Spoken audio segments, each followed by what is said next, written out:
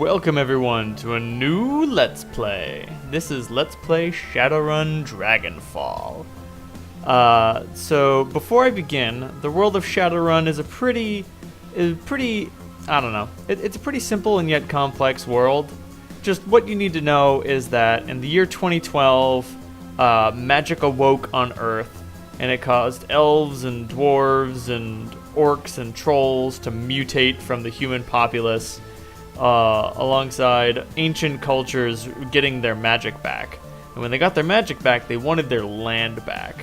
So the governments of the day fought the magical cultures and populations, and then some dragons woke up, and then a dragon took over Kuwait, and the oil wars happened, and now there are a bunch of gigantic mega corporations that are basically in charge of entire countries. That's the long and short of everything that you need to know. We'll be starting a new game in the Dragonfall campaign.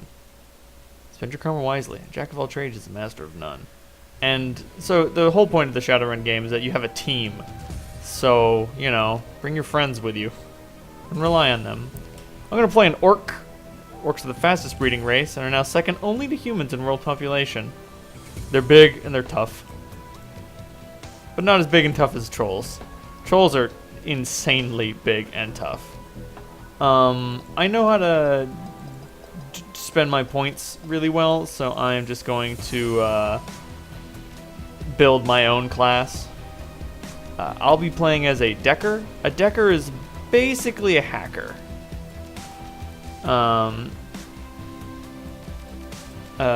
So the computer thing that they have in this game is called the Matrix. Do I really want to put... I do want to put things in strength. Yeah. Oh, damn it. Let me put some points in melee combat. Jeez. Yeah, gotta put a lot of things in decking. Because decking is going to be important. I want 1 point in charisma, because charisma gives you access to etiquettes. Etiquettes give you access to special dialogue options in certain locations. I'm gonna go with a street etiquette because that's the way I see this character would operate. 1 point in dodge. Can I sneak in another point in dodge? Full auto, weapon permitting.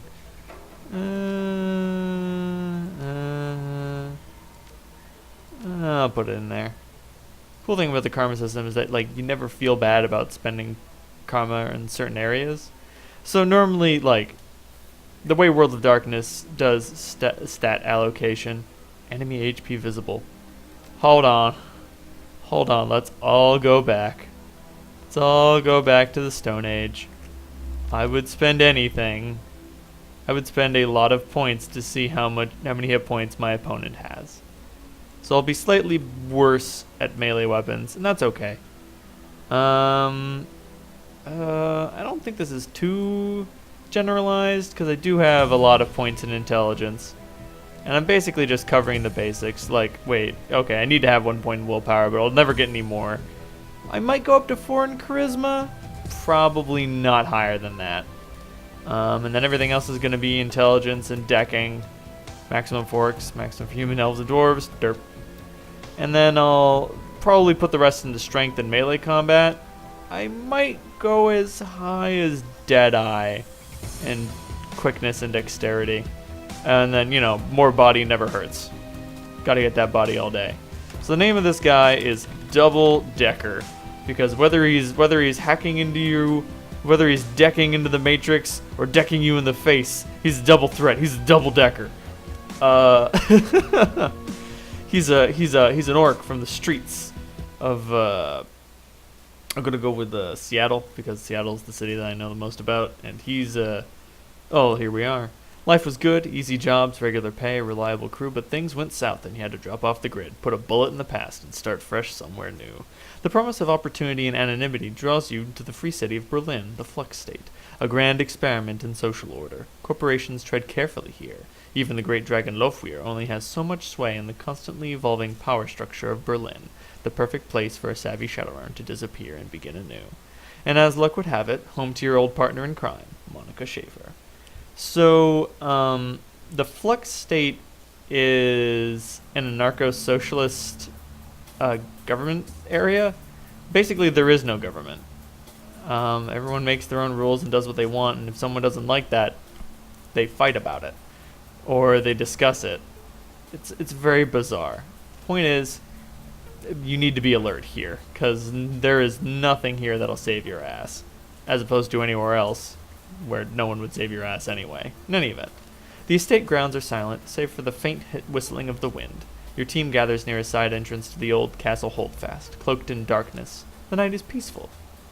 You know it won't last. Oh, some of that film noir. It was a dark and stormy night. Are some lanky dames coming up? It's always with the lanky dames. You know for what it is. A pleasant illusion that will shatter at the sound of the first gunshot. Listen up, folks. Monica Schaefer. You ran with her back in the day. Now she's your team leader. Your decking skills may be sharp, but hers are Nova hot. Running with Monica is like taking a master class in ice breaking. Ice. Internal countermeasures. Stuff in the Matrix that'll try to stop you. We're on a tight timetable. I want to enter the estate, find the basement, open the data vault, extract the files, and bolt. 10 minutes, top to bottom. Trying to get home in time for worm talk, love. Dietrich, shaman, the old man of the team. He smiles at her, his facial tattoos writhing in the moonlight. So Dietrich is like 40 or so, if I recall. And by Shadowrunner's reckoning, he is ancient. Maybe. How many times have I told you, you can't trust anything that comes out of a dragon's mouth? That trid trash is gonna rot your brain. It's educational. Besides, this should be a milk run. Security is supposed to be light, a few automatic weapons, no armor. With a little luck, they'll never know we were here. In my experience, there's no such thing as a milk run. Words of wisdom from our new edition. I agree with Double Decker. Glory, razor-clawed street samurai. Her voice is cold and neutral, her expression placid. So those giant robot arms, yeah, they've sort of taken it out on Glory's personality. If you're curious as to why, look up the Ship of Theseus. I think that's what it was called. That should explain it. They may only be private security, but their bullets don't know that. I can patch you up if I have to, but I'd rather not have to. You people need to relax. We're professionals, remember? Monica raises her arm and speaks into her wrist-mounted comlink. A darkened face shimmers on the view screen. Eager, are you in position? The comlink crackles and the response comes back low and soft. Softer than you'd expect from a troll. Affirmative.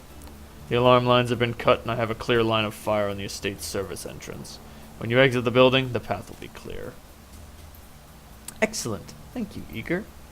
Just doing my job. Eager out. See? We're professionals. Alright, people, enough chatter. Our client wants the data from the vault. We get him the data from the vault. Quick, quiet, and quick. You said quick twice.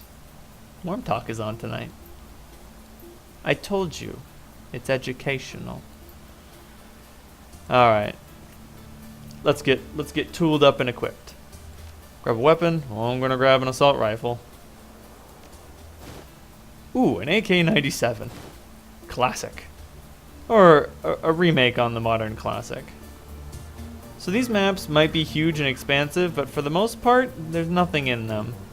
I might do a little exploring sometimes, but for the most part, I'll just go straight to where we need to go, because there's usually nothing interesting. But sometimes, well, sometimes there is.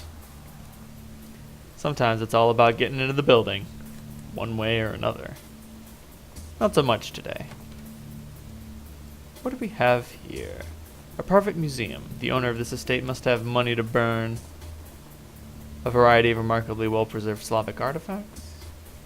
A complete skeleton of a theropod dinosaur. It appears to be genuine. The vase in this case looks both very old and very valuable. A fine scrollwork of lapis and gold leaf decorates its exterior, and the interior shimmers with the organic beauty of an abalone shell. Your fixer could probably move this thing in a heartbeat. You can't help but notice that the glass encasing it looks awfully flimsy. Smash the glass? Probably not such a good idea. It's probably rigged to an alarm, and I don't want the alarm to go off just yet. I'll come back for you later. And here we have The cask in this display case is decorated with inlaid panels of went by too fast. Ooh. Large, wide, spread out room. The elevator should be to the north. So that means we should head south. In search of treasure and loot. Just remember, before you go through a door, try to get your team to group up. Because you never know what's on the other side. Don't worry. I know all about combat. Wombat combat. Can Monica get a mark on this guy? She can't. Okay. Bet you could get a mark from here. There we go. Yeah, give me that mark. Full auto. Jesus. Okay, that was more bullets than even I expected. So haste will give Glory an extra turn. And Glory, has an adrenal pump. I totally forgot about that in all other iterations of this. This isn't the first time I've tried recording this, but this is the first time I realized she had an adrenal pump. So that's what hand razors do to people. They fuck them up. Yeah. I want to get over there. This guy's out in the open, so I have a 56% chance to crit him. Damn it. Those are good odds, too. Mark another target. Mark this twerp. Alright, so Dietrich has a spell, it's called Electrocore. And sadly, they're too far away for him to cast it accurately. And that sucks. Because Electrocore is really fucking powerful. Get adrenaline. She can move. Oh, so it takes a turn to activate. That's only fair. Still, she'll be able to go really far. Close the distance next turn.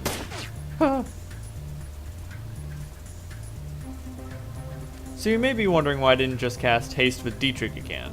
Whenever you cast a spell that's cooling down, you suffer Drain.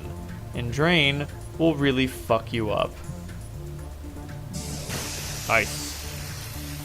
Drain causes the sufferer to... Nice.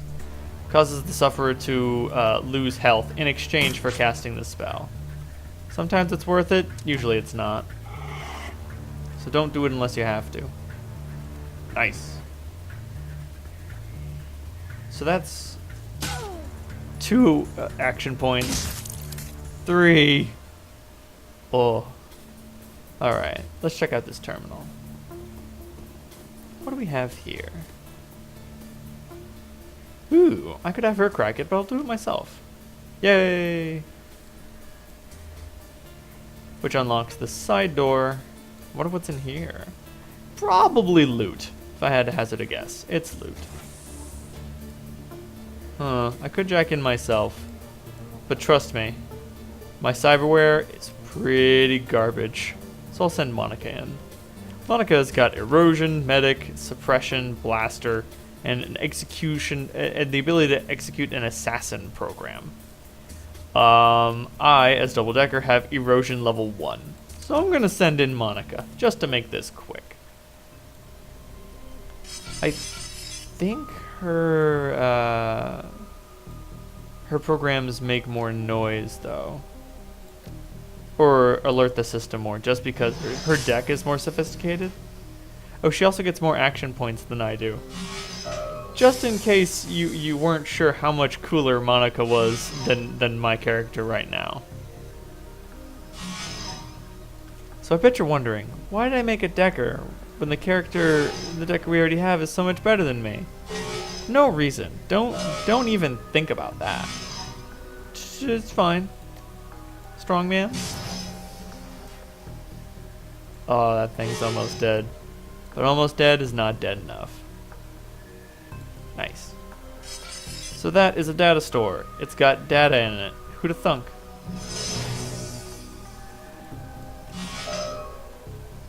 Hopefully it's useful data. And not just junk. Occasionally, very rarely, the data you find is simply junk. Antiquities delivery schedule. I bet someone could make use of that. Just steal something. Just interrupt a delivery. Pull over the truck. Steal the stuff. Tie up the people. Wait for security to show up. I mean, like, leave, and then when security shows up to untie them. You know what I mean. Monica? Monica, please. Monica, please, I need to open this door. I'm all about the flux state. I need to open this door. Thank you.